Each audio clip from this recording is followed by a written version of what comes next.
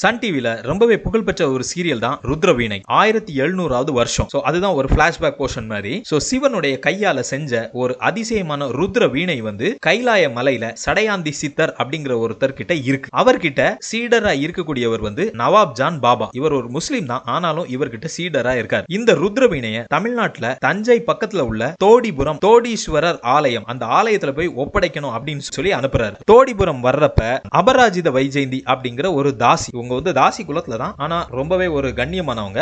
அவங்களுக்கு ஒரு பெரிய பங்களா இருக்கு. அந்த பங்களால இந்த பாபாக்கு அடைக்கலம் கொடுக்குறாங்க. இப்போ இந்த வீணை வந்து நிறைய அற்புதங்கள் எல்லாம் செய்துல, இதை பார்த்த கபாலிகர்கள் அதுக்கப்புறம் கயவர்கள் எல்லாம் இந்த வீணையை எப்படியாச்சும் அடைஞ்சிடணும் அப்படின்னு சொல்லி ட்ரை பண்றாங்க. ஆனா அந்த பாபா தவிர வேற யார் அந்த வீணையை தொட்டாலும் உடனடியா நாகம் வந்து அவங்கள வந்து கொன்றுது. தாசியோடைய தம்பி வீரேந்திரன் அப்படின்னு சொல்லி அவன் வந்து ஒரு சரியான ஒரு சண்டித்தனம், காசு பறிக்கிறவன், எல்லாமே எதிர்பாராத விதமா ஒரு நாகம் பாபாவை தீண்டிருது. அவர் எதுவுமே பண்ணல. அவர் என்ன சொல்றாருன்னா, இதுதான் சரியான நேரம், எனக்கு அப்புறம் ருத்ரன் வந்துட்டான், அதனால தான் இந்த நாகம் வந்து என்னை தீண்டி இருக்கு அப்படின்னு சொல்லி அவர் மரணிக்கிற தருவாயில பாத்தீங்கன்னா வீரேந்திரன் இருந்தால அவன் தான் அடுத்த ருத்ரனா வந்து அந்த வீணையை மீட்டுறான். பாபா அப்படியே இறந்துடுறாரு. அந்த தாசி பங்களாவில் அடக்கமாயிடுறாரு. அதுக்கப்புறமா வீரேந்திரன் காலத்துக்கு அப்புறம் அடுத்த ருத்ரன் வருவான் அப்படின்னு சொல்லி அந்த வீணை அந்த ராணி பங்களாவிலே இருக்கு. வருஷம் உருண்டோடு. இப்போ வருஷம் 2002 தோடிபுரத்துல பல மர்மங்கள். இந்த ராணி பங்களாவில் யாருமே நுழைய முடியாதுன்னு சொன்னேன்ல, ஆனா இந்த தாசி குலத்துல வந்த இப்போ கரண்ட் ஜெனரேஷன்ல இருக்கக்கூடியவங்க பேரு சுந்தராம்பாள். அவங்க மட்டும் ராத்திரி வேளையில விளக்கு எடுத்துட்டு சாப்பாடும் எடுத்துட்டு அந்த தாசி பங்களாக்குள்ள போறாங்க. அதே மாதிரி அந்த வீணை அங்கதான் இருக்கு. ஆனா